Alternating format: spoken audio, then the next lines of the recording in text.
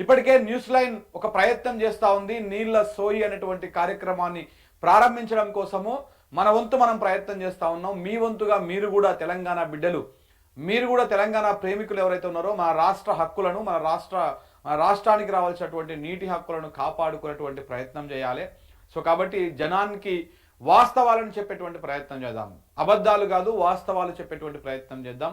నీళ్ల విషయంలో తెలంగాణ రాష్ట్ర ప్రభుత్వం ఏ రకంగా ఒక గుడ్డి వైఖరితోటి కళ్ళు లేనటువంటి వాళ్ళు చూడలేనటువంటి విధంగా ఓవైపు ఏపీ దోసుకపోవడానికి చంద్రబాబు నాయుడు ప్రయత్నాలు చేస్తూ ఉంటే మన రేవంత్ రెడ్డి గారు ఎందుకు సైలెంట్గా ఉన్నారు? ఈ అన్నింటి గురించి కూడా మనం రెగ్యులర్గా ఈ నీళ్ల సోయికి సంబంధించినటువంటి విషయాలను మీ ముందుకు తీసుకొచ్చేటువంటి ప్రయత్నం చేస్తూ ఉన్నాం. దయచేసి మీరు దాన్ని లైక్ చేసి షేర్ చేసి 10 మందికి దాన్ని తెలియజేసి ఈ విషయాల మీద డిస్కషన్ చేసి అసలు నీళ్లు ఎక్కడున్నాయి, మనకు ఎక్కడ అన్యాయం జరుగుతున్నది, ఏ రకంగా నీళ్లను వాళ్ళు దోసుకపోతా ఉన్నారు, మన ప్రాజెక్టులను ఏ రకంగా ఎండబెడతా ఉన్నారు, కట్టినటువంటి ప్రాజెక్టులను ఎందుకు నింపడం లేదు, ఈ అన్నిటి గురించి కూడా చర్చించుకోవాలి, మాట్లాడుకోవాలి, 10 మందికి తెలియజేయాలి.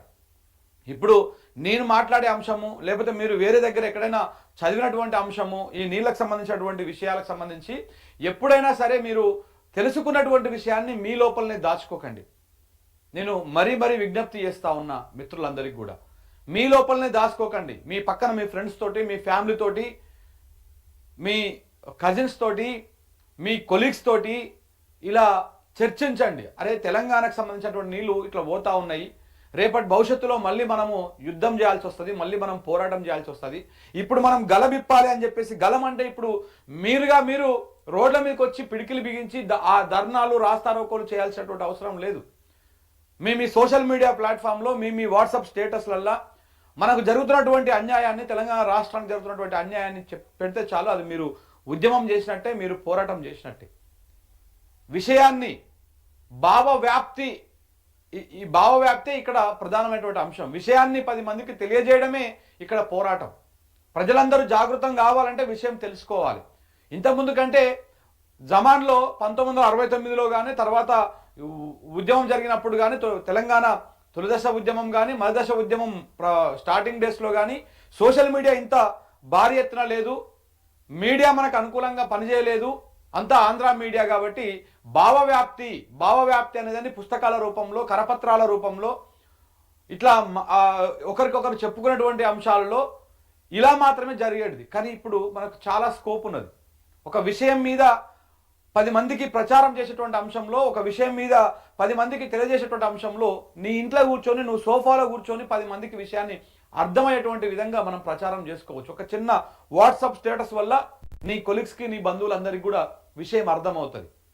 ఒక చిన్న పోస్ట్ వల్ల విషయం అర్థమవుతుంది. కాబట్టి మనము యుద్ధం చేయాలి, మనము పోరాటము చేయాలి, మనము నీళ్ళ మీద అవగాహన కల్పించాలంటే రోడ్ల మీదకి వచ్చే ధర్నాలు రాస్తారోకోలు చేయాల్సిన అవసరం కూడా లేదు. మీరు మీ ఫోన్లలో మీరు చేయాల్సినటువంటి పని ఈ విషయాలను, సరే మీకు రాయడము ఇవి కొంత ఇబ్బందికరంగా అనిపిస్తే మాలాంటి వాళ్ళు ఎవరైనా చెప్పినా, వి ప్రకాష్ లాంటి వాళ్ళు ఎవరైనా చెప్పినా, సార్ చాలా విషయాల్లో చాలా అంశాలని చెప్తా ఉంటాడు, అవి ఆ బిట్లని కట్ చేసుకోనో లేకపోతే అవి కొంత స్క్రీన్ రికార్డ్ చేసుకోనో అవి మీ వాట్సాప్ గ్రూప్లలో షేర్ చేయండి. ఇక్కడ యూట్యూబ్కి వచ్చే వ్యూస్ కాదు మ్యాటర్, వీడియో డౌన్లోడ్ చేసి షేర్ చేయడం కూడా అది భావవ్యాప్తి అవుతుంది. కానీ విషయం మాత్రం తెలవాలి తెలంగాణ ప్రజలకి. విషయం తెలవాలి, తెలిస్తేనే మనము ఈ డేంజర్ నుంచి బయటపడతాం. లేదనుకుంటే మనల్ని ఆగం చేసేసి శాంతం ముంచేసేటువంటి కుట్ర మళ్ళీ జరుగుతూ ఉన్నది. రేవంత్ రెడ్డి మాట్లాడతలేడు ఈ అంశం మీద. సో కాబట్టి దయచేసి మిత్రులందరికీ ఒకటే విజ్ఞప్తి చేస్తా ఉన్నా, వార్తలు స్టార్ట్ చేసే కంటే ముందు ఈ విషయాలను 10 మందికి తెలియజేయండి. నీళ్లకు సంబంధించిన ఏ ఛానల్లో ఎవరు మాట్లాడినా, తెలంగాణ రాష్ట్ర ప్రయోజనాలకు అనుకూలంగా ఎవరు మాట్లాడినా, ఈ ఛానల్ ఆ ఛానల్ అని చెప్పట్లేదు, నా ఛానల్ అని చెప్పట్లేదు, ఏ ఛానల్లో ఏ ప్రముఖులు అయినా కానీ తెలంగాణ ప్రయోజనాల కోసం కొట్లాడుతున్నటువంటి వాళ్ళ వాయిస్ని 10 మందికి తెలియజేయండి. దానివల్ల తెలంగాణ రాష్ట్రం కొంత చైతన్యం అవుతుంది, ఈ నీళ్ల విషయంలో ఒక సోయికి వస్తుంది.